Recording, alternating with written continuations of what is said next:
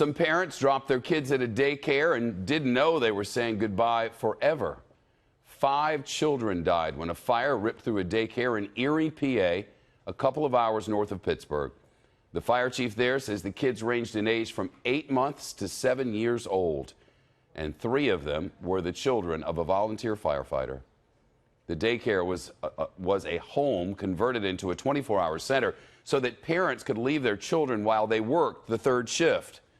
And now a fire official says the place did not have any working smoke detectors except in the attic. A neighbor nearby says he ran to help but couldn't get to the kids.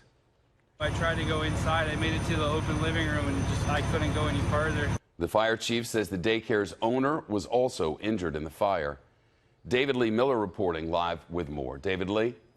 Shepard, that firefighter who lost 3 children in the blaze was reportedly battling another fire when the tragedy occurred. The lethal inferno was so intense that vinyl siding on the front of the building melted, along with the siding on nearby homes. Firefighters were on the scene in only 4 minutes after being dispatched, but by then the flames were already shooting out of every first-floor window.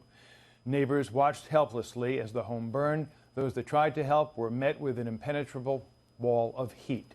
Some of the 9 people who did survive climbed out of a second-story window to safety. The home's owner got out alive, and she tried to drive herself to a local hospital, but apparently overwhelmed by her injuries, she crashed her vehicle. She is now reported to be in stable condition. Shepard. Now, back in January, investigators found some cigarette and cigar butts in the daycare, and that was of some degree of concern, right?